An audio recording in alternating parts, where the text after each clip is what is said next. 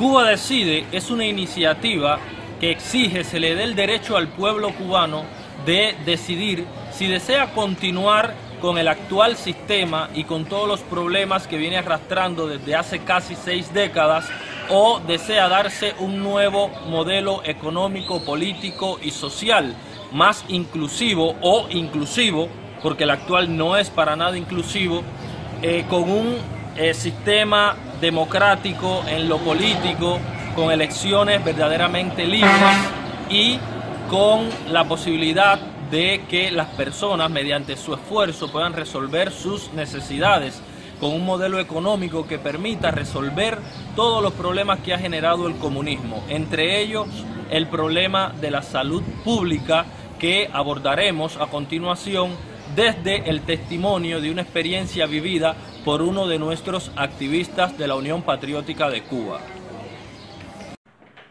Les habla Carlos Amel Oliva Torres, miembro de la Dirección Nacional de la Unión Patriótica de Cuba, y me acompaña el activista Ramón Domínguez Tamayo, quien reside en el municipio Songolamaya de la ciudad de Santiago de Cuba, y recientemente, a finales del mes de septiembre, el pasado mes, tuvo una situación de salud que le conllevó a ser ingresado en un centro médico acá en Santiago de Cuba, que se ha habilitado, es decir, no es un centro médico originalmente, es la Escuela de Trabajadores Sociales, un programa que encabezó Fidel Castro, fue idea de Fidel Castro, el difunto dictador, y que actualmente funciona como centro médico, como una especie de albergue, de hospital, ya que la situación epidemiológica de la ciudad de Santiago de Cuba está bastante complicada, es muy compleja,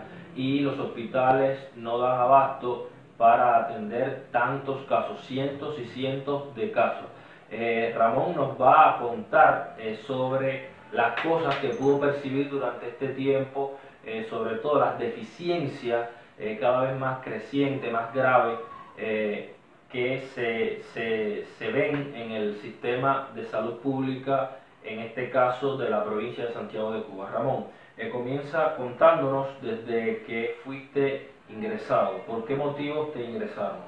Bueno, yo comencé con unos síntomas de salud bastante extraños, dolor en todas las articulaciones, malestar general, vómito, fiebre alta, estuve 3 días con fiebre alta por encima de 39 grados, y al estar con esta situación tan difícil acudí al hospital de Alto Songo sobre las 7 de la noche más o menos, y estuve yo y otros pacientes también que llegaron con síntomas de esta pandemia que está azotando fuertemente al municipio de Songolamaya. Y estos son los síntomas, disculpa, característicos de varias enfermedades que se transmiten mediante el vector, el Aedes aegypti.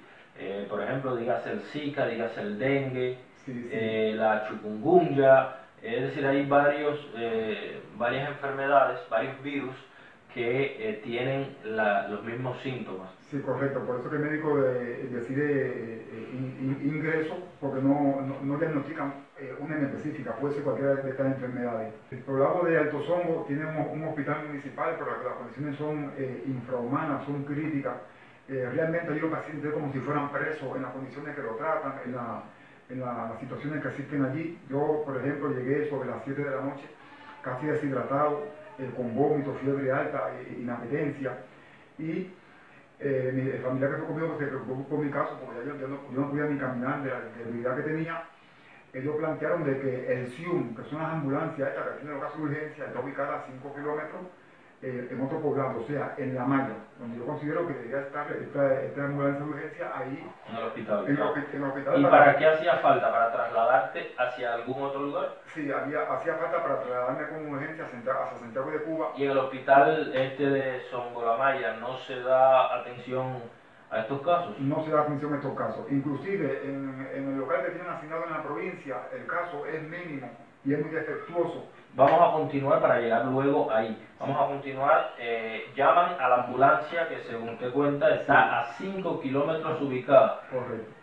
¿Y qué características debe de existir para que te trasladen? Bueno, la característica que debe de existir, pero no es de ahora, hace mucho tiempo eso está implantado en ese hospital, es que debe de existir el máximo de capacidad para la ambulancia, para entonces poder llamarla y trasladar los pacientes a Santiago de Cuba para los diferentes hospitales donde deben de ir. Un ejemplo. Es decir que, para que las personas que van a ver este audiovisual entiendan, si hay una persona en el hospital que llega, por ejemplo en tu caso llegaste y te diagnostican, es decir, ven que los síntomas pueden ser de cualquiera de estos virus, entonces no te trasladan en ese momento, tienes que quedarte ahí con el malestar, sin darte la atención que llevas, sin instalarte en una cama, es decir, hasta que sigan llegando personas que necesiten también traslado hacia la ciudad de Santiago de Cuba, para que llenen la capacidad de la ambulancia y entonces ¿qué te trasladan? Es decir, si usted se pasa un día entero y no se llena la capacidad de la ambulancia, no es trasladado al hospital. No realizan el traslado. Yo estuve desde las 7 de la noche, hasta las 4 de la mañana del día siguiente. Y personas que estaban aquí con situaciones de salud muy pésimas, los familiares optaron por la decisión de buscar un carro, de buscar una máquina para pagarle y pedirle la remisión al médico.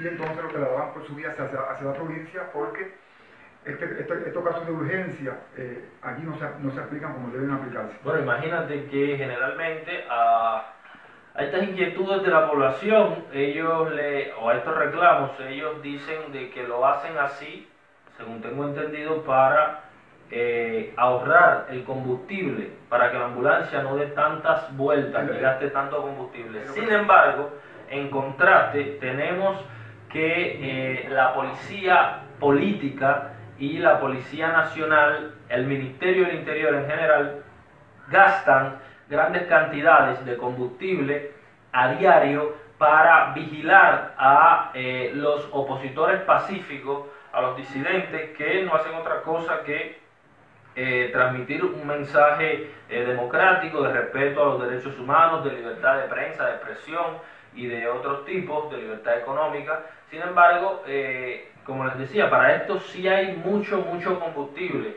Por lo general vemos en los alrededores de nuestras viviendas cómo circulan con bastante frecuencia autos de patrulla, simplemente para aterrorizar al pueblo y para intimidar a los opositores, como circulan oficiales de la policía política en motocicletas, que consumen grande cantidad de combustible, y hemos visto que a las mismas unidades de respuesta rápida, o como nosotros le llamamos, y así deben llamarse, brigada parapolicial, hay transporte para trasladarla a donde sea. Vemos cómo gastan transporte y combustible reprimiendo todos los fines de semana a las damas de blanco y a otros disidentes, opositores pacíficos a la dictadura de Raúl Castro y ahora de Miguel Díaz Canel. Esto es para que las personas vean cuáles son las verdaderas prioridades del Estado socialista, del Partido Comunista Cubano, que no es el pueblo ni luchar por el bienestar del pueblo. La verdadera prioridad, o la única prioridad, es mantenerse en el poder, tener el pueblo esclavizado y vivir del pueblo. Continúa. Entonces, finalmente se completó la capacidad y llegaste al lugar. Sí, se completó la capacidad y sobre las 4 de la mañana fui trasladado hacia Santiago de Cuba, un puesto médico que armaron porque el personal no cabe en los hospitales ya, y entonces allí llegué allí y hubiera preferido... ¿Cómo se llama este puesto médico? ¿La Escuela de Trabajadores Sociales? Escuela de Trabajadores Sociales, ah. Sí, así se nombra. Es decir, un puesto médico habilitado porque los hospitales no... Sí, preparado de manera emergente para este tipo de situación, porque el personal no cabe en el hospital Ambrosio Grillo. ¿Y con qué te topaste allí? Bueno, cuando llegué allí, realmente, si hubiera sabido que iba a hacer la cosa como fue, hubiera preferido no ir, hubiera preferido quedarme en mi casa. Porque llegué allí, movimientos de papel nada más, cogiendo datos, pero no se hizo una clínica, no se hizo un trabajo para ver realmente lo que yo tenía. Allí se me metió bajo un mosquitero, me tomaban la temperatura cada cierto tiempo, la alimentación malísima, la atención malísima, y lo que me daban era... ¿Los baños en qué condiciones? ¿El agua potable? Los baños con cucarachas, suciedades, papel sucio tirado en los rincones, El agua para tomar... ¿Hay agua en las plumas? ¿Funciona o hay que cargar el agua? No, el agua hay que llevarla en balita. ¿Cómo es esto? La balita aquí se le llama comúnmente o popularmente a los pomos plásticos de agua que traen 1,5 litros de agua de capacidad. Explícanos bien, ¿cómo se asignaba el agua allí? ¿Cómo te hacías? ¿Con qué cantidad contabas? ¿De qué manera? Si estaba en la pluma o había que cargarla. A mí me ubicaron en una parte de un pasillo, porque eso está ahí abarrotado de pacientes, y la información que se me dio, la orientación que se me dio, que yo no podía salir debajo de un mosquitero. No sé por qué toman esta decisión los médicos. Todos los pacientes van a ir bajo un mosquitero. Sí, es para prever que no se siga propagando si estás contagiado con alguno de estos virus. Es decir, que no te pique un mosquito y pique a otra persona del personal médico que está allí, lo infecte. Esa es la medida que ellos siempre toman, pero por lo general se ve que muchos de estos mosquiteros están rotos, están llenos de hoyos. Entonces te decía, o me decías, estaba bajo un mosquitero. Bajo un mosquitero, entonces a la hora de tomar agua, como estaba tan deshidratado, me daba mucha sed, me sentía la boca muy reseca, y yo pedía agua, lo que me llevaban era una balita con agua, pero esa agua no estaba, para mi concepto, el agua no estaba en condiciones para consumir, porque no la sentía potable como debía estar. Y no vi ninguna pila con agua, luego me llevaban una varita allí, me la daban allí. ¿Cómo te bañabas? Me aseaba. Ahí yo creo que realmente me aseaba. Los días que estuve ahí, yo creo que lo que me aseaba. ¿Te daban que como con un cubo con agua, iba al baño, me aseaba, y ya después entonces me metía nuevamente al mosquitero con tremenda calor. No hay un ventilador allí para que exista una temperatura agradable, independientemente de la situación de salud que todos nos encontramos allí, que éramos bastantes personas. Por eso digo que la situación era demasiado crítica en ese puesto médico, que además nos la situación de enfermedad. Nosotros hemos tenido reportes recientes de que inclusive están dejando hospitalizados solo 3 días, 72 horas a las personas que están entrando a estos hospitales por con síntomas parecidos a los de Ramón, cuando por norma estas personas deben mantenerse 72 horas después de la última fiebre para observarlo, ver cómo se recuperan y también muchas veces para obtener el resultado de los análisis. Y según información que nos ha llegado de personas que han estado ingresadas, les han dado el alta a las 72 horas, lo que es obviamente muy riesgoso para la salud de esta persona, ya que no está completamente recuperada. Esto demuestra una vez más que la situación de la salud en Cuba es un gran problema, que el Estado cubano no ha resuelto, que esa masa de personas que en un momento dado encabezaron una revolución y que prometieron resolver estas cuestiones de la salud, pues han fallado, no han cumplido con el pueblo. Fidel Castro ya murió y continúa esta situación como tantas otras, la vivienda, el transporte, la educación y demás, y la salud también. Fidel Castro falleció y pues no cumplió con el pueblo. Su hermano Raúl Castro tiene ya casi 90 años y tampoco al parecer va a cumplir con el pueblo, y siguen aferrados a sus mismas métodos de dirección, de administración de los recursos del Estado y sobre todo de permanencia en el poder. No hay traspaso de poder de manera democrática, sino que es a dedo, de manera autoritaria. Y por otro lado, la economía del país, según el nuevo proyecto constitucional, sigue siendo un país de economía socialista, economía centralizada, y esto lo que va a hacer es perpetuar estos males que acaba de describir Ramón Tamayo, nuestro hermano de lucha. Hay muchísimos casos de estas enfermedades, estos virus, en Santiago de Cuba, innumerables casos, son cientos y cientos los casos, hay muchos muertos. En Santiago de Cuba, como en Cuba, no existe una prensa o un organismo que pueda publicar la cantidad de fallecidos que hay y cuáles son las cifras ahora mismo de personas que hay en los hospitales. Y esto llama la atención porque la Organización Mundial de la Salud le cree al Estado cubano todas esas cifras infladas que el Estado muestra. En Cuba no hay oposición, no hay mecanismos de corroborar, de ser contrapartida de estas instituciones que dan estas cifras. Ni siquiera hay libertad de prensa, ni siquiera se puede publicar en un medio oficial un dato de la cantidad de muertos que han habido, así se obtenga la información de manera alternativa.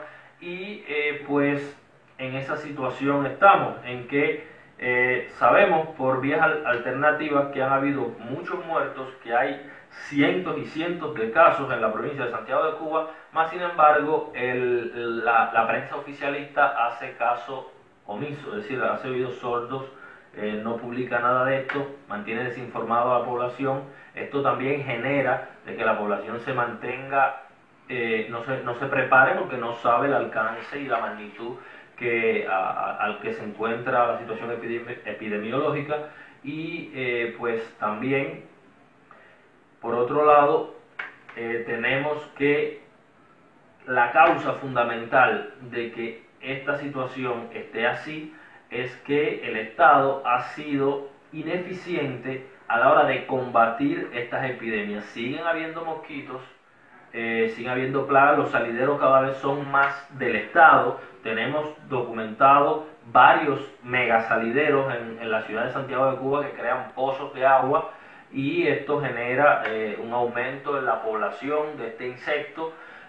También, por otro lado, son muy caros los insecticidas que venden acá en la tienda, entonces tienen una campaña con X cantidad de personas fumigando con un producto a los bajos salarios que tienen los que fumigan, terminan vendiendo el producto, echándole agua, mezclándolo. Al final el producto con que se fumiga no hace el efecto que se quiere, no mata a los mosquitos. Y pues se necesita, para que haya salud en Cuba, se necesita un cambio en la mentalidad de sus dirigentes, se necesita democracia y se necesita una economía capitalista, una economía de mercado que permita que el cubano tenga un buen salario, que los funcionarios públicos trabajen correctamente, que no malversen, y que las personas tengan la capacidad de adquirir insecticidas y de adquirir una buena vivienda o construirla, y de así eliminar todas las causas que propician la propagación de estas epidemias. La peor epidemia que ha sufrido el pueblo de Cuba se llama el comunismo, y la está padeciendo desde hace más de 50 años.